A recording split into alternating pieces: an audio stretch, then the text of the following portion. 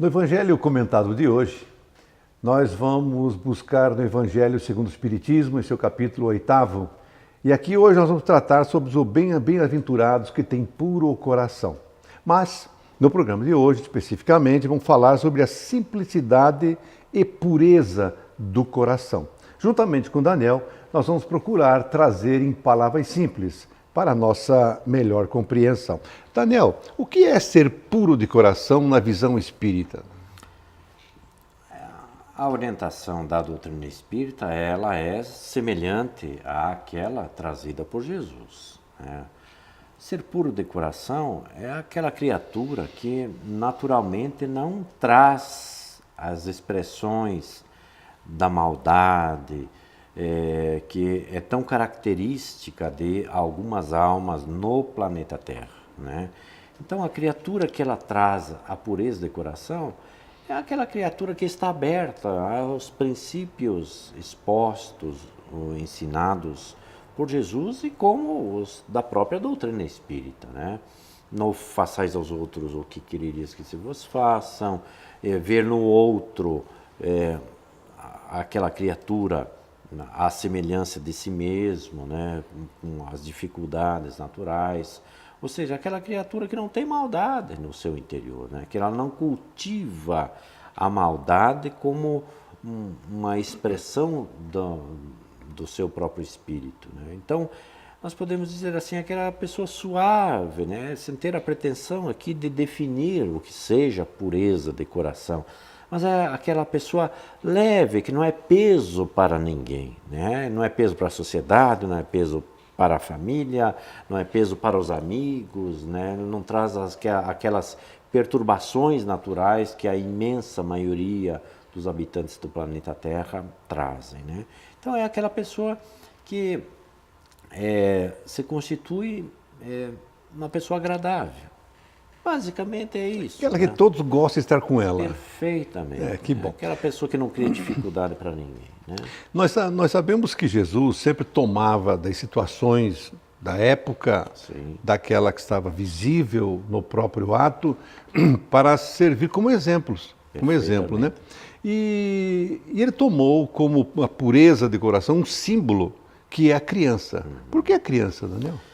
Veja, a criança, pela natureza frágil da sua compleição física, né, do seu corpo, né, ela naturalmente não traz ainda os arroubos do espírito velho, né?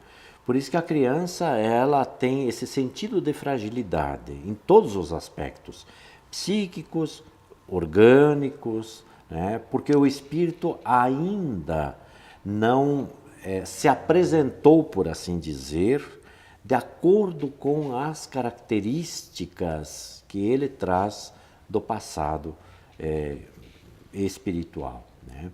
Então, vejam, é a própria ação da divindade, no sentido de que a criatura nessa fase que a caracteriza como sendo a fase da infância, exatamente pela docilidade da criança, por isso que Jesus traz como exemplo de pureza de coração, ela seja permeável aos ensinos, às modificações da estrutura espiritual, né? Então ela naturalmente traz essa candura que caracteriza a criança, né? Porque se o espírito velho se manifestasse desde o princípio, né, desde a tenra idade, com aquilo que é a sua estrutura de ordem espiritual, provavelmente ele apresentaria com a violência que vai caracterizar mais tarde, eventualmente, a estrutura espiritual dessa criatura. Então Jesus toma por exemplo, por semelhança, a candura, a pureza da criança, né? Para dizer que as pessoas devem assemelhar-se à criança a fim de que ela não se apresente com aqueles arroubos do espírito velho que virá naturalmente mais tarde. Notando-se que é a criança biológica, né? Sem dúvida nenhuma, a criança biológica, porque é uma fase muito própria que caracteriza algumas situações, por exemplo, a não violência, né? A fragilidade do ser dada à dependência porque o ser humano, dentre os da criação, o da espécie o animal, né, nós somos os mais dependentes dos adultos, né? Nenhum ser da criação é tão dependente quanto o ser humano do adulto para a sobrevivência, né? Então nós guardamos na escala de tempo da longevidade, expectativa de vida, nós, da espécie humana, é que guardamos maior tempo de dependência em relação aos nossos pais, dos adultos de maneira geral. Então essa fase da criança é muito característica exatamente dessa condição, né? De sermos aqueles seres que apresentamos docilidade, fragilidade, candura e todos aqueles requisitos que caracterizam um ser sem aquelas manifestações que ainda a fase adulta haverá de se apresentar, né? Quando chegar a idade adulta. Agora, uma questão, Daniel, que eu acredito que seja dúvida para muitos que estão nos assistindo. A criança biologicamente infantil, como que ela oculta, como que ela pode ocultar o verdadeiro caráter do espírito que está reencarnando nesse corpo, que ora, biologicamente repetindo, é infantil? Haverá de ser o mesmo princípio divino em relação ao esquecimento do passado, né? Essa fase, dizem os espíritos, dentro do livro dos espíritos, quando trata exatamente do retorno à vida corporal, né? É uma fase onde as impressões elas são muito mais possíveis de serem imprimidas no psiquismo que está em formação. Portanto, nessa fase da criança, tida aí por volta até dos 7 anos, e nesses 7 anos no análise cabalístico, mas é a fase da formação mesmo, da estrutura, tanto psicológica quanto da estrutura fisiológica da criança, né? É uma fase onde os pais têm grande ingerência na conformação, na reorganização desse ser que está sob a tutela não só psicológica, mas fundamentalmente espiritual dos pais ou dos responsáveis pela sua educação, né?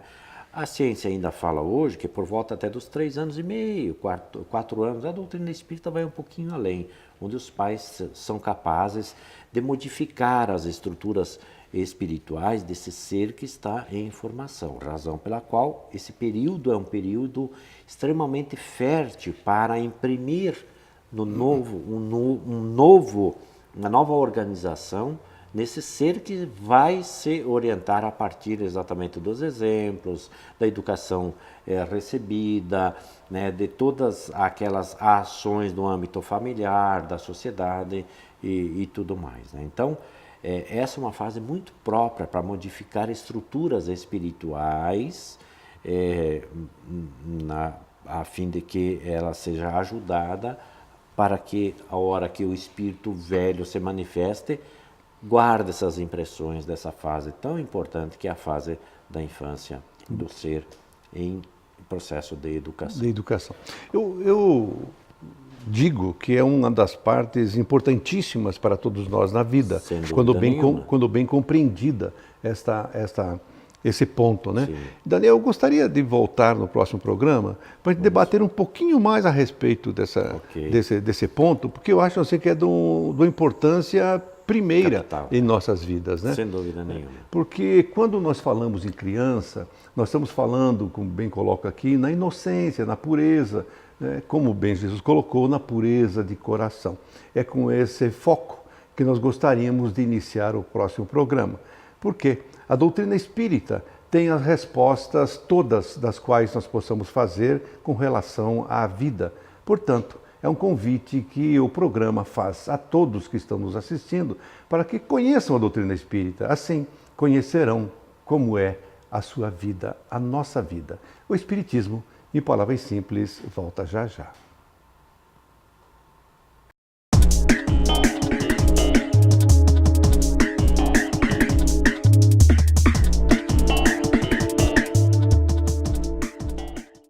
Olá, bem-vindo ao quadro Espírito Jovem.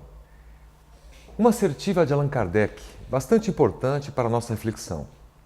Reconhece-se o verdadeiro espírita pela sua transformação moral e pelos esforços em que empreende para domar suas más inclinações. Portanto, Kardec fala de transformação moral no primeiro ponto e o esforço, aquela força de vontade para você domar as más inclinações. Bom, uma maneira de ajudar a todos nós a entabularmos essas reflexões e implantarmos um processo de fato transformador em nossas vidas é através da observação. A observação de outras vidas, de biografias de homens e mulheres célebres por terem exatamente demonstrado a força, a vontade, a transformação durante o período que estiveram aqui no planeta Terra. São muitas as biografias, são muitos os exemplos. Vamos começar, a título de exemplo, portanto, com uma das principais biografias quando nós falamos de transformação. No tempo da Palestina, aos tempos de Jesus, numa cidade que ficava na beira do lago de Jerusalém, chamada Migdol. A boa parte das pessoas já atrela a essa expressão o nome da cidade, Migdol, que por tradução daria Magdala, e nós temos a figura de Miriam ou Maria, Maria de Magdala. Ela, criança, vendia perfumes, incensos nessa rica cidade, que era uma cidade de mercadores, grandes personalidades, príncipes. Até a rainha Cleópatra do Egito esteve por lá em situações de veraneio, uma cidade de passagem. Os que vinham das festas de Jerusalém passavam ali por Migdol, por Magdala. E essa jovem com 13, 14 anos escuta um profeta dizendo, dos muitos profetas que existiam na época, com seu cajado, dizendo: arrependam-se, o mestre já está entre nós. Arrependam-se, o mestre já está entre nós. E ela, como se apaixona por esse mestre anunciado ali pelo profeta, e chega no profeta, no Senhor, e pergunta: escuta, mas como é esse mestre? E ele diz, entre outras coisas, uma das orações que ficou marcante na vida dessa criança, de Miriam, de Maria. Diz assim: o mestre é bonito ou é lindo como a madrugada. Ela guarda essa informação e este carinho, este zelo, sabendo que ela tinha um mestre, um amor, portanto, de verdade, ela que muito solta, muito sozinha, não tinha alguém para compartilhar. Eis que então a vida começa as suas provações. Um senhor, como Divaldo Franco diz, um animal de patas, lhe tira exatamente a infantilidade, a coloca de forma monstruosa na vida adulta e ali subjugada num bordel, subjugada pela sua beleza extrema, beleza física, e homens os mais variados disputavam espaços para ter os seus minutos de ilusão com Maria. O tempo passa, a adolescência, a madureza, e essa jovem belíssima em conflitos, porque vivia uma vida material, embora reconhecesse que estivesse extremamente infeliz e não completa, e aquela saudade do mestre. Quando uma criada anunciou, quando um mendigo anunciou que o mestre estava entre nós, ela teve a oportunidade de seguir a Cafarnaum e conhecer Jesus. Ao conhecê-lo, prostra-se aos seus pés. E Jesus, vendo todo o amor e potencial que tinha dentro daquela jovem, diz: vá, Maria, ame os seus filhos. Ela diz: Senhor, não tenho filhos. Jesus diz: não são os filhos da carne a que me refiro. Vá cuidar e amar os filhos que não têm mães, as mães que não têm filhos. A partir daí, Maria de Migdol começa a seguir Jesus, se tornando um dos discípulos mais fervorosos, ajudando em toda a logística, atendendo aquelas multidões que seguiam o Mestre. Em toda a paixão, em todo o período do julgamento terrível que foi submetido Jesus, com os discípulos todos se escondendo e sumindo, apenas Maria, mãe de Jesus, Maria de Magdala e João, o discípulo mais jovem, acompanharam todo o processo de Anás, Caifás, Pôncio Pilatos, a crucificação, a ressurreição de Jesus aparecendo exatamente para ela, Maria de Magdala. O preconceito que ela sofrera de toda a sociedade e até dos discípulos, porque ela era uma pessoa impura e eles não acreditavam exatamente na transformação radical que ela causou ou gerou em sua própria vida. Apesar disso, ela vai ter, por estar solitária, com os leprosos que vinham da Síria para conhecer Jesus, e Jesus já não estava mais entre nós, e ela passa a sua vida cuidando desse grupo de leprosos. Muito doente, retorna a Éfeso, por sabia que estava próximo da sua morte. Se despede de Maria Santíssima, mãe de Jesus, e do João, querido amigo, discípulo. Desencarna, se sente mais leve, ao que recebe o abraço afetuoso do próprio Mestre Jesus, dizendo: Maria, muito amaste e atravessaste a porta estreita.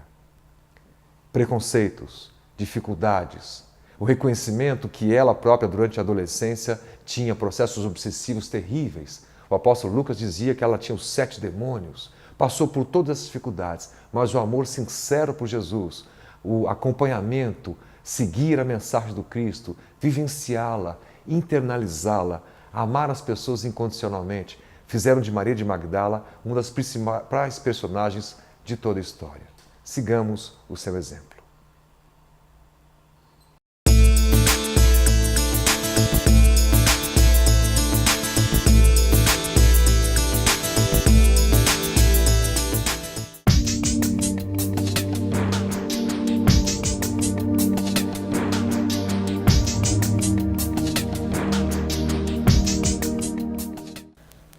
Olá, amigos. Este é o quadro A Vida em Pauta.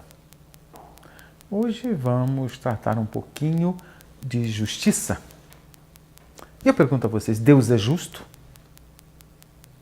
Claro que se olharmos para as questões que nos traz Jesus, a cada um segundo suas obras, evidentemente a ação de Deus em relação a nós tem um processo de justiça. Há um equilíbrio nesse processo. Então não há problema nenhum de entendermos que Deus é justo. Da mesma forma que alguns se questionam, Deus perdoa ou não perdoa?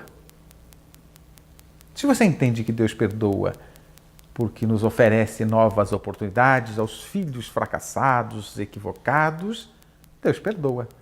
Se você entende que para perdoar é preciso ser ofendido, Deus não perdoa, Ele não se ofende. Da mesma forma, a justiça. Deus é justo nesse aspecto de que Ele oferece a nós, de acordo com as nossas obras, há um processo de justiça. Mas se entendermos a justiça, uma relação bilateral, aonde há uma troca, por exemplo, você realiza um trabalho e espera em troca um pagamento. Se a pessoa te paga pelo trabalho, é justo. Houve um processo justo. Se a pessoa te paga menos que você merece, houve uma injustiça. Se a pessoa não te paga, há uma injustiça. Se você recebe o salário, mas não trabalha, há um processo de injustiça. Então, a justiça está associada neste processo bilateral. Eu faço alguma coisa e tenho de volta aquilo que preciso. Então, há uma troca. Eu produzo um equipamento numa indústria, por exemplo, se eu sou um empresário, dono de uma indústria, alguém precisa desse equipamento, compra o equipamento e me paga por ele aquilo que é justo para que eu mantenha a minha empresa e continue produzindo. Mas se eu, como empresário, elevo esse preço de uma forma muito alta em função de uma necessidade premente sua, isto não é justo. Então, a justiça requer, para que ela funcione, um processo de bilateralidade, aonde haja uma troca, de uma relação mútua. E aí, então, eu quero crer que Deus, nesta relação nossa, com Deus não há justiça. Como entendermos essa justiça? Deus nos oferece tanto. O que nós oferecemos? Nós podemos, por acaso, oferecer alguma coisa a Deus que Ele precise? Nada. Então, nós não podemos oferecer nada a Deus. Deus requer algo. Ele deve alguma coisa para nós? Ele nos deve algo que nós temos que cobrar? Nada. Portanto, Deus nos oferece tudo o que precisamos e não nos deve nada. Portanto, não há um processo de justiça nesta relação, nós, os filhos, com o nosso pai. Da mesma forma que não há um processo de justiça, nós, os pais, com os nossos filhos. Os pais cuidam, investem nos filhos, fazem de tudo para o seu desenvolvimento, para que se tornem seres de bem, homens de bem, e recebem o que de volta? Normalmente não dependem de nada dos filhos. Nós costumamos dizer que investir em filhos é um investimento a fundo perdido. Né? É claro que, eventualmente, os pais podem ter uma necessidade na velhice ou coisa desse gênero, e aí precisar que os filhos, sendo justos, gratos, retribuam aos pais. Mas a Deus há uma situação que a gente precise retribuir algo a Ele. Deus é Pai, investe e oferece tudo para nós, os seus filhos. E não nos deve nada. Então, da onde vem esta ação de Deus em relação a nós? Do amor. Deus nos oferece o amor. No caso de nos oferecer aquilo que precisamos em nome do amor, mesmo sendo nós filhos, às vezes, equivocados, fracassados, imperfeitos, que não cumprimos a sua lei, que desrespeitamos a sua lei, tudo o que Deus nos oferece em nome do seu amor, que poderíamos particionar este amor de Deus e chamarmos de misericórdia. Então, o que recebemos de Deus não é por um processo de justiça, de troca. O que recebemos de Deus, recebemos pela sua misericórdia. Então, cabe a nós olharmos com mais profundidade esta relação com Deus. É sairmos daquela ignorância e partirmos para as verdades que nos libertam. Então, muitas vezes, nós queremos cobrar coisas de Deus. Eu fiz alguma coisa, deveria ter isso. Deus nos deve alguma coisa? Se nós analisarmos tudo o que temos, provém numa única direção. Nós não devolvemos nada do que Deus nos dá a Ele. Ele não precisa, por ser o proprietário de tudo, o dono de tudo e ter o que quiser. Então, Ele não precisa de nós. Nós precisamos dele. Então, o que Ele nos oferece, vamos mudar a nossa visão. Não é por justiça, é por misericórdia. Por ser um pai que ama e investe em seus filhos. Então, cabe a nós, como filhos, não cobrarmos justiça de Deus na nossa direção. Entendermos que tudo o que recebemos dele é para o nosso desenvolvimento, é investimento do Pai que investe em seus filhos, nós, os espíritos, para o seu desenvolvimento, para os seus desenvolvimentos, já que estamos falando de toda a humanidade. Então, Deus investe em nós. Então, tudo o que Ele nos oferece tem a finalidade do nosso crescimento, inclusive a dor. A dor é para nos colocar no caminho de volta. Alguém que descumpriu a lei está na prisão. A prisão é uma dor. A causa é o descumprimento da lei. Então, a dor que Deus nos oferece é para que caminhemos na direção das suas leis, na direção dos ensinamentos de Jesus e assim por diante. Então, mesmo diante da dor, está presente a misericórdia divina, orientando, corrigindo e encaminhando seus filhos para o seu desenvolvimento. Então, precisamos aprofundar esta compreensão. Conhecereis a verdade e ela vos libertará, de Jesus. É aprofundar o entendimento mais profundo sobre esta relação, já que para isso precisamos aprofundar o entendimento mais detalhadamente de Deus, que já falamos em programas anteriores sobre Deus. Então, o que nos cabe? Procurarmos aprender as lições que Deus nos oferece no dia a dia, mesmo com a dor. Ela encerra uma lição. Que Deus quer que eu aprenda com isso. E já que isto tudo provém da misericórdia divina, da bondade divina, do amor de Deus que é incondicional e infinito, cabe-nos também demonstrar a Deus a nossa gratidão por tudo o que Ele nos oferece. Então devemos ser gratos a Deus. Gratos não só nas palavras, quando oramos, quando nos dirigimos a Deus, mas também agradecer a Deus nas nossas relações enquanto irmãos que o somos.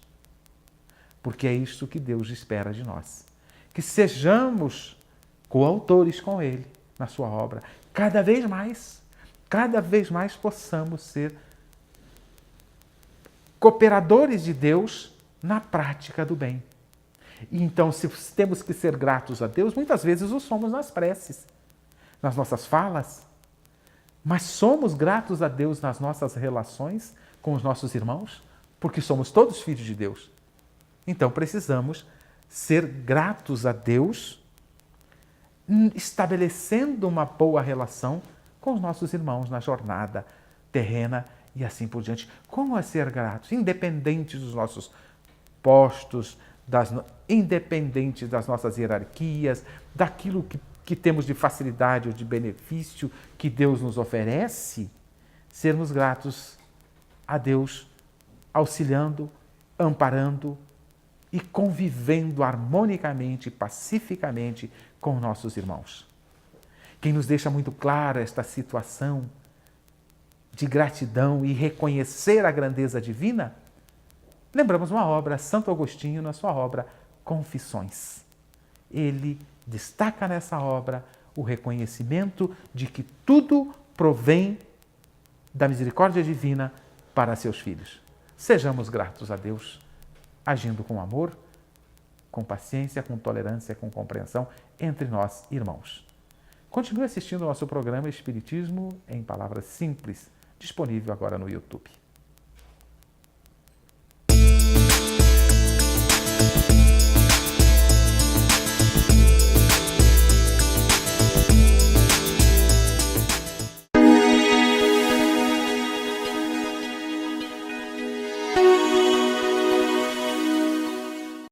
Amigos queridos, muito obrigado. Novamente nós estamos juntos para refletirmos nesse quadro consolador.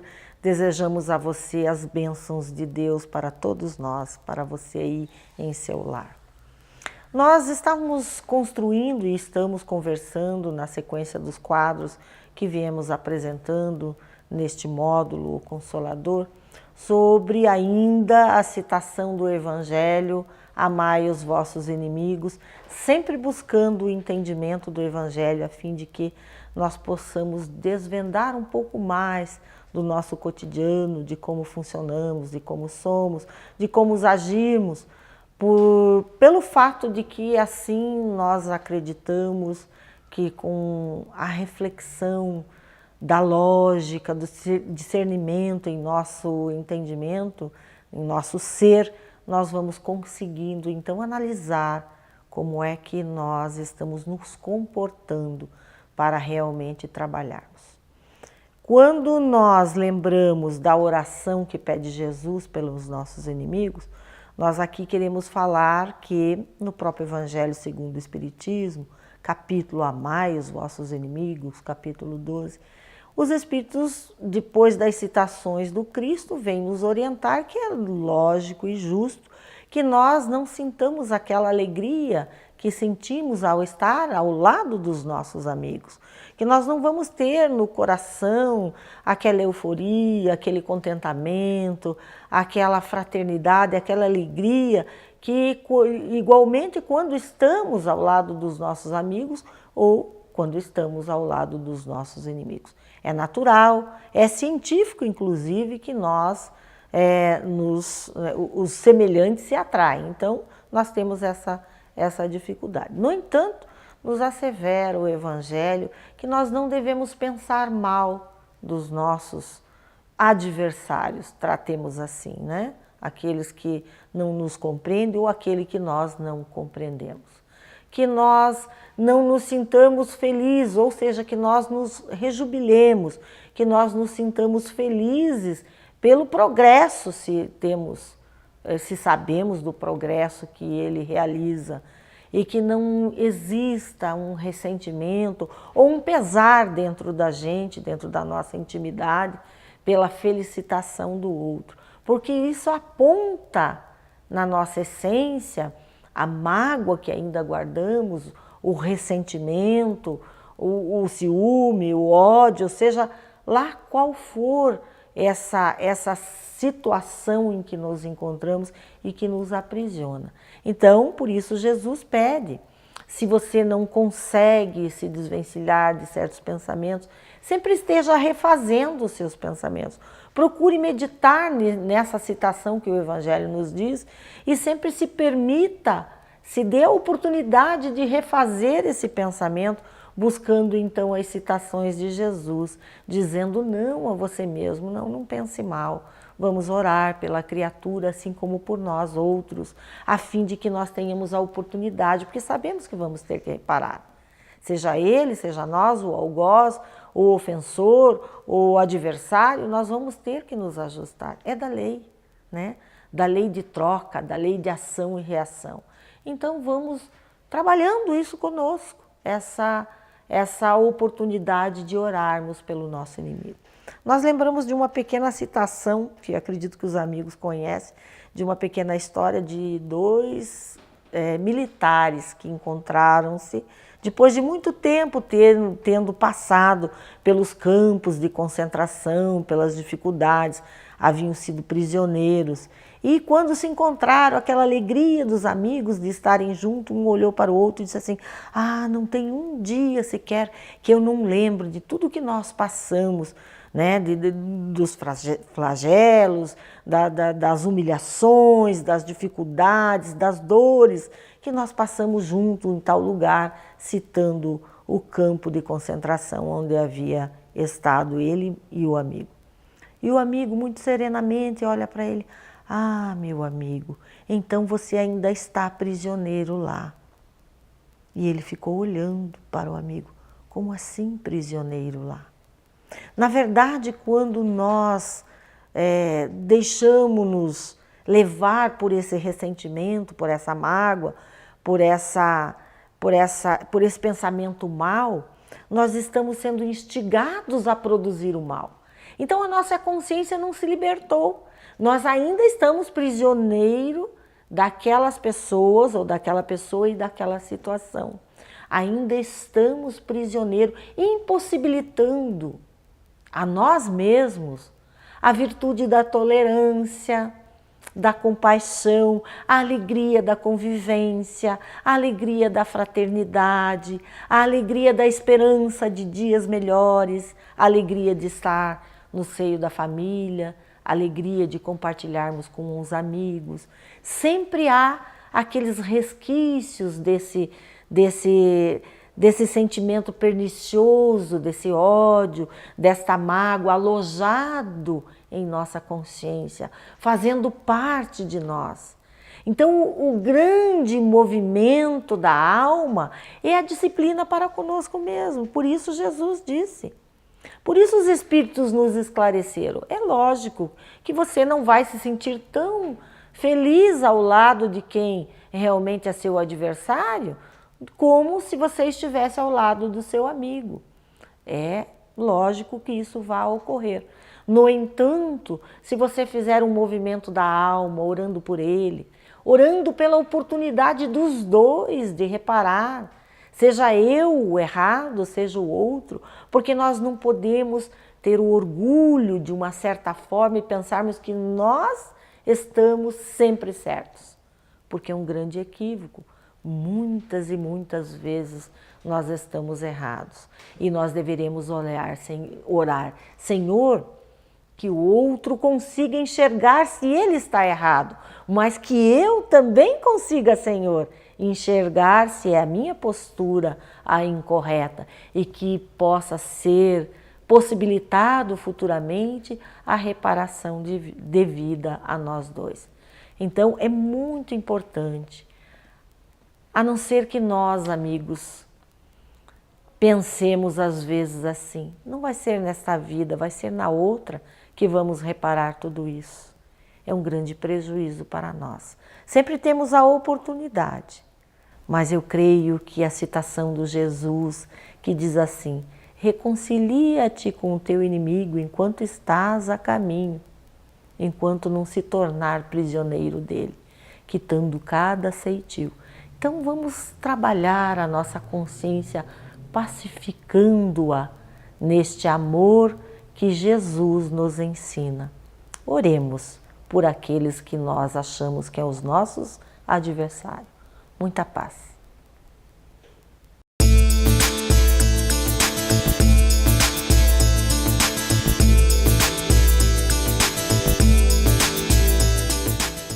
Passados 12 anos da desencarnação de Chico Xavier, ainda são muitos, mas muitos brasileiros que indagam quem foi esse homem notável, que ainda hoje é lembrado com muito carinho por toda a nossa comunidade, por toda a sociedade brasileira. É importante que inicialmente nós venhamos a dizer que não há equívoco naquilo que eu vou afirmar, que ele foi a maior antena psíquica de todos os tempos. Nenhum médium, como nós concebemos, nenhum profeta ao longo dos milênios conseguiu produzir a obra magnífica que as suas mãos mágicas e disciplinadas produziram através da misericórdia do Cristo, agenciada pelos benfeitores que por ele se manifestaram. Esse espírito notável, esse verdadeiro missionário, reencarnou a 2 de abril de 1910, em Pedro Leopoldo. Há aqueles que confundem achando que ele nasceu em Uberaba. Não, ele nasceu em Pedro Leopoldo, que ainda hoje é uma cidade relativamente pobre da região metropolitana de Belo Horizonte. Fica mais ou menos a distância de 45 quilômetros da capital dos mineiros. E então ele dedicou 75 anos da sua vida à mediunidade, começando exatamente aos 17, para desencarnar em 30 de junho de 2002, em Uberaba. Sim, a sua desencarnação deu-se em Uberaba. Ele só foi para Uberaba em 1959, já aos 49 anos de idade. E ele, então, deixou um manancial de luz inesgotável, ainda hoje fazendo com que nos tornemos surpresos, fiquemos boquiabertos com o volume de revelações que nos foram dadas. E ele era tão generoso, sua alma é tão bondosa, tão humilde, que ele, em respeito à sociedade brasileira, chegou a afirmar, como há registros, que ele queria desencarnar, que ele queria morrer, num dia em que o Brasil inteiro estivesse feliz. E vejam, numa coincidência, que nós sabemos que não foi coincidência, mas sim uma providência do alto em função dos grandes merecimentos que ele adquiriu pela obra magnífica que ele deixou para a nossa meditação. E exatamente no dia 30 de junho de 2002, o Brasil se tornava campeão mundial de futebol mais uma vez. E havia uma euforia, como nós conhecemos muito bem, em todo o país. E ele desencarna nesse clima de alegria. Ele não queria que o seu passamento se revestisse de um ambiente de tristeza, aquele ambiente sombrio que lamentavelmente ainda envolve os enterros nos nossos dias, as mortes, como a gente vê cotidianamente acontecendo. Como nós sabemos, verdadeiramente, ele manifestou a sua mediunidade aos 5 anos. Ele tinha apenas 5 anos de idade, quando ele começou a ver a sua mãezinha desencarnada e que aparecia exatamente naqueles momentos para consolá-lo, para ajudá-lo a enfrentar as dificuldades que já com tenra idade ele enfrentava.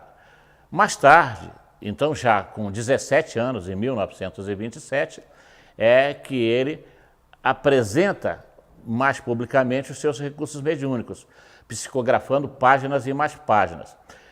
E foi em 1931 que ele psicografou o primeiro grande livro da sua série, Parnaso de Além Túmulo, que seria editado pela Federação Espírita Brasileira em 1932.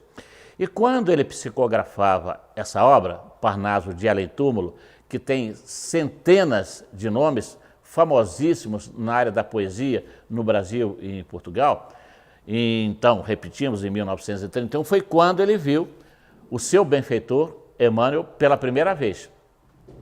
Ele estava ali no Centro Espírita Luiz Gonzaga, quando de repente uma luz imensa se apresentou e ele percebeu que essa luz atravessava a parede, deixando-o inebriado, emocionado com um espetáculo que até então ele jamais vira. E dentro dessa luz apareceu a figura impressionante de um espírito com aparência de um homem de meia idade, num formato luminoso de cruz, que disse então que era o Emmanuel, a quem ele estava ligado pelo coração já há muitos séculos. E que se Chico desejasse e fizesse esforço nessa direção, ambos poderiam trabalhar em benefício da renovação do pensamento cristão à face da terra através das suas mãos. Nós sabemos que Chico Xavier não nasceu para psicografar tantas obras como nós hoje sabemos que psicografou. Segundo nós tomamos conhecimento, ele veio preparado para trazer da espiritualidade em torno de 30, 40 obras. Mas ele foi tão bem no desenvolvimento da sua tarefa que os espíritos chegaram à conclusão de que tinham que aproveitá-lo o máximo possível. E graças a isso é que ele recebeu uma oratória, porque também não estava previsto que ele iria durar 92 anos debaixo de extremas dificuldades. Mas durou. A gente sabe que com a proteção dos benfeitores espirituais, porque não era em seu próprio benefício, mas em benefício da comunidade, porque ele precisava de saúde ainda que pouca para trabalhar. E a sociedade precisava das obras que depois viriam e que hoje somam mais de 400 livros, mais de 400 títulos diferentes. E essas obras, nós sabemos, abordam os mais variados aspectos do interesse humano, da cultura espiritualizante da sociedade mundial. Nós temos ali, nesse conjunto de livros, de mais de 400, assuntos que tratam de ciência, de filosofia, de religião, e, enfim, de um conjunto de outros aspectos como os problemas sociais, a economia dominante, os aspectos ideológicos, as origens dos males, as suas curas possíveis e um conjunto de outros aspectos que são muito interessantes e que praticamente respondem a todos os quesitos da indagação humana, das aflições, dos dramas humanos que se desdobram, como nós vemos aí diariamente em nossa mídia. Há ainda alguns companheiros que não têm um conhecimento exato da sua obra e que acham que apenas Emmanuel, André Luiz e Humberto de Campos, depois Irmão X, é que utilizavam a sua psicografia, porque esses são verdadeiramente os autores mais conhecidos. Os três é que deram o maior número de obras, mas nós sabemos que isso não é verdadeiro. Um grande jornalista, um notável escritor, um dos seus biógrafos, pesquisador da sua obra, Luciano da Costa e Silva, fez um estudo meticuloso em todas as obras e constatou que 572 autores escreveram através das suas mãos os mais diversos assuntos. Vejam que coisa impressionante. E ele impressionou mais ainda o Brasil quando, em 1937, ainda um rapazola, lá em São Paulo, no Instituto de Metapsíquica, diante de autoridades estrangeiras, ele psicografou uma página em inglês de trás para frente, aquilo que chamam de especular, que só se lê diante do espelho, e que eu chamo de espetacular. No ano imediato, em 1938, para espanto geral daqueles que ali estavam, ele psicografou uma mensagem em braille.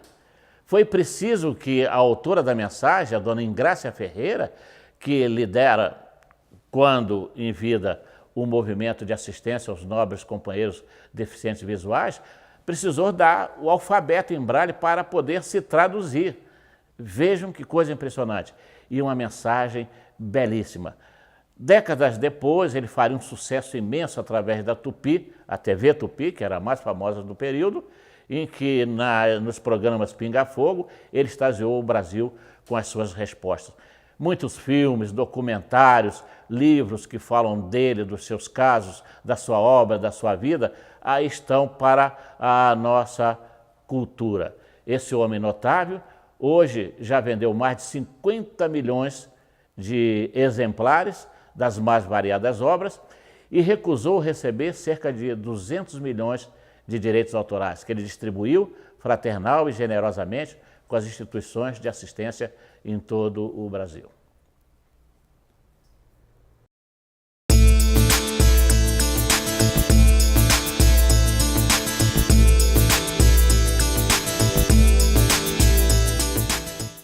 Prezado amigo telespectador, neste quadro em torno da mediunidade, retomo o assunto sobre a mediunidade em crianças e jovens.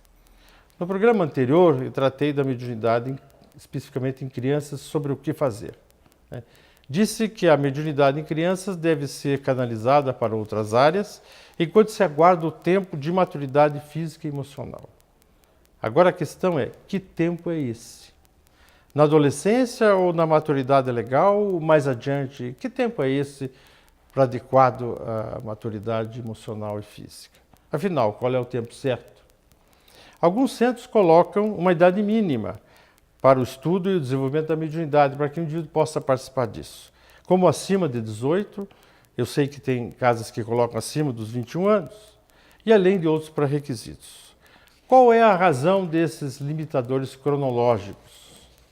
É sempre bom ter uma regra geral, que considera que alcançando a idade mínima, o indivíduo tem alcançado um grau mínimo de maturidade física e emocional. Imagina-se e espera que seja assim. Será isso uma verdade? Todos nós sabemos que a idade cronológica de 18 anos não é determinante para a maturidade nem física nem emocional. Na história recente do advento do moderno espiritualismo, na qual o espiritismo se destaca, temos jovens médios de grande atuação, como Andrew Jackson Davis nos Estados Unidos, que já aos 17 anos se destacava muito com a sua mediunidade. Catherine Fox, com 11 anos, e Margaret Fox, com 14, foram médios de efeitos físicos e os mais importantes protagonistas do principal advento do moderno espiritualismo, que foi um caso dos efeitos na casa dos Fox. Batidas inexplicáveis apareceram em sua casa em Hydesville, uma cidadezinha a uns 30 quilômetros de Rochester, no estado de Nova York. Dali, dessas batidas, nasceu a primeira comunicação por tipologia, por um código de batidas, representava alguma comunicação, algum sinal, em 31 de março de 1848, portanto, eram duas jovens. A codificação espírita apresentada ao mundo em 18 de abril de 1857, com a publicação da primeira versão do Livro dos Espíritos, com 501 perguntas e respostas, e cuja edição definitiva de 1860 já tem 1019 perguntas, teve na sua elaboração vários médios, mas contou com a participação importante de 3 jovens que se destacaram. As irmãs Julie e Caroline Baudin, ou Baldin, português, de 15 e 18 anos. E a Jafé, a senhorita Jafé, de 20 anos. O livro de poesias mediúnicas de diversos autores, Parnaso de Além Túmulo, a primeira obra de Chico Xavier, foi publicada pela Federação Espírita Brasileira em 1932, quando estava o Chico com 22 anos. Portanto, o trabalho já era bem anterior dessas psicografias. Mas isso também não é regra, pois foram espíritos que reencarnaram com missões e compromissos bem definidos. Há espíritos que reencarnam e muito cedo demonstram sua alta maturidade espiritual, tem destaque. Mas há indivíduos acima dos 40, acima dos 30, acima dos 50, sem qualquer maturidade. E nós temos nos nossos círculos de relação, a gente acaba lembrando de alguém. Mas como regra, é sempre bom ter um parâmetro. Nós falamos que tem casos que determinam a idade. Agora, quero lembrar que toda regra sempre tem que ter exceção. Por isso, nos é dado a inteligência para administrar as diferenças e excepcionalidades. Pessoalmente, eu prefiro análise individual de caso a caso, para entender e daí orientar se um jovem com pouco menos de 18 anos, não uma criança, pode ou não participar de estudos e educação da faculdade mediúnica. Kardec não determina a idade mínima, mas coloca de forma mais profunda a questão. Vamos ver o que está escrito aqui no item 222 do Livro dos Médiuns. a prática do espiritismo, né? Demanda muito tato para a inutilização das tramas dos espíritos enganadores. Se esses iludem os homens feitos, claro é que a infância e a juventude mais expostas se acham a ser vítimas deles. Sabe-se, além disso, que o recolhimento é uma condição sem a qual não se pode lidar com espíritos sérios. As evocações feitas estouvadamente e por gracejo constituem verdadeira profanação que facilita o acesso aos espíritos zombeteiros ou malfazejos. Ora, não se podendo esperar de uma criança a gravidade necessária a semelhante ato. Muito de temer é que ela faça disso um brinquedo se ficar entregue a si mesmo, ainda nas condições mais favoráveis. É de desejar que uma criança dotada de faculdade mediúnica não a exercite, senão sob vigilância de pessoas experientes que lhe ensine pelo exemplo o respeito devido. As almas dos que viveram no mundo, por aí se vê que a questão de idade está subordinada a circunstâncias assim de temperamento como de caráter. Então a preocupação em não se incentivar o desenvolvimento da mediunidade em crianças e adolescentes tem a ver com o preparo mínimo, que deve ser tanto do ponto de vista da maturidade física, quanto da maturidade emocional e do próprio conhecimento, né, da sua integração social, para lidar com o inusitado que chega de entidades que às vezes podem ser perturbadoras. Mas Kardec lembrou que sobre a observação de gente experiente, alguns casos podem ser tratados, foi assim que ele fez na sua codificação. Minha opinião é que aquele que não alcançou 18 anos para algumas casas, 21 para outras, né, que dão essas limitações, é que essas casas tentem flexibilizar a regra, né, para possibilitar não o descarte por idade no ingresso de estudos de educação de jovens médiums próximo da idade limitadora, sem antes uma análise detalhada. 18 é o parâmetro, o indivíduo está ali aflorando com 17,5. 17, eu não estou falando de criança. E você manda esperar mais um ano, né? O pior é não tratar adequadamente o caso, fazendo com que o médium jovem procure qualquer outro local para o trato de sua mediunidade, no qual nem o estudo, nem a educação mediúnica se façam adequadamente. Tira-se-lhe a oportunidade de um desenvolvimento sadio e disciplinado. Eu quero que você pense sobre isso. De qualquer forma, alguns passos são importantes para crianças e adolescentes, como mediunidade aflorada, que eu já tratei no comentário anterior, do programa anterior. Não provocar o desenvolvimento da mediunidade. Aquelas brincadeiras que os jovens faziam com o copo sobre a mesa, né, colocando as mãos, muita gente ficou perturbada com aquilo. Então, não provocar. Porque se a mediunidade está presente, você está ali, né, potencializando, você está incentivando, né, a presença, e quem vai responder perguntas de brincadeira, naturalmente, não é entidade séria. Isso pode perturbar o psiquismo do indivíduo. Integrar a criança e o jovem em grupos de evangelização infantil e de juventude, para que participe, né, se desenvolva e dissipe essa energia, né, compartilhe esses fatos, para que não exacerbe essas questões. Tomar passes regulares com médiums de confiança e seguros.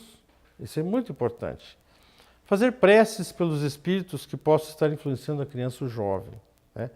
Manter uma rotina semanal e constante, equilibrada, do culto do Evangelho no lar, porque isso dá um fortalecimento, dá, né, uma segurança e propicia um equilíbrio do lar, afastando entidades que possam ali estar perturbando aquele que tem um potencial intensivo. Quantas vezes nós já não vivenciamos essas questões em núcleos familiares? Eu posso me recordar, quando morava lá em Ponta Grossa, de uma tia que tinha idade muito próxima da gente, muito na juventude, passou a madrugada mediunizada e ninguém sabia o que fazer, né? E isso era constante, foi muito difícil tratar do assunto. Então, é importante a gente ter essa preparação. E que cada orientador pense no assunto, quando a mediunidade chega de um jovem, o que eu devo fazer? Ah, não quero resolver esse problema, não é comigo, não tenho aqui. A regra é 21 anos. Ele que vá procurar outro lugar.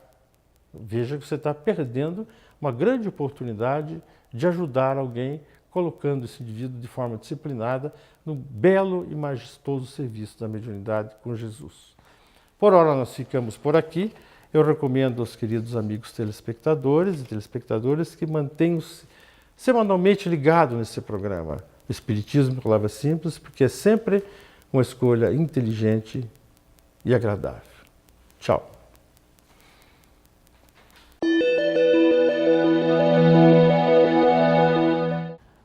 A Maria da Conceição Figueira nos pergunta curiosamente quantos céus existem.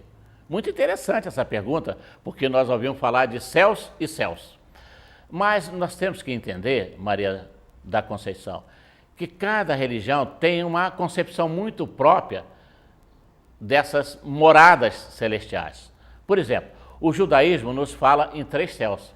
Paulo mesmo, quando escreveu a sua segunda epístola aos Coríntios, ele diz: conheço o homem que no corpo ou fora do corpo, não sei, foi elevado ao 3º céu. Era ele mesmo, há 14 anos atrás, daquele processo depressivo, quando expulso da casa do pai.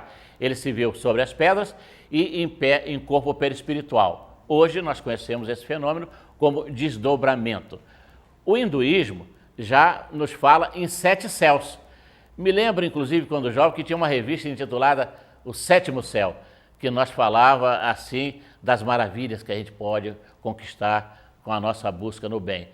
O budismo já fala numa quantidade incontável de céus, que está associada ao Sansara. O que é o Sansara? O Sansara é a roda constante das reencarnações. Então, na medida que a gente vai evoluindo, vai crescendo nessa roda incessante, nós vamos galgando céus e mais céus. Por isso é que eles são incontáveis. Dante Alighieri nos fala na sua obra Divina Comédia que existem 9 círculos demoniacais, 9 círculos de sofrimentos, que são os umbrais, como a doutrina espírita nos revela, mas fala que existe só um céu. E para então encerrar, nós temos que lembrar que o Espiritismo é que deve centralizar as nossas atenções, entendendo que o Espiritismo reflete exatamente os ensinamentos de Jesus, quando falou que existem muitas moradas na casa de nosso Pai. Como é que nós podemos interpretar? Simplesmente entendendo que existem mundos espirituais, que são as casas, as moradas da casa de nosso Pai, existem moradas inferiores e moradas superiores. Existem regiões purgatoriais de sofrimento, de purgação, e aquelas moradas celestiais. A Federação Espírita do Paraná, localizada na Alameda Cabral 300, traz até você o moderno Teatro da FEP. Inaugurado no ano de 96, na sede administrativa da Federação Espírita do Paraná, o moderno auditório com 434 lugares tem sido palco de inúmeras apresentações. É adequado para espetáculos de dança, música, teatro e formaturas. Contribuindo para o êxito desses eventos, o Teatro da FEP possui estrutura tecnológica e excelentes acústica, equipamentos operados por profissionais especializados, assentos confortáveis e instalações adequadas a vários tipos de eventos. Caso tenha interesse, você pode ligar para a Federação Espírita do Paraná no telefone 41 32 23 6174.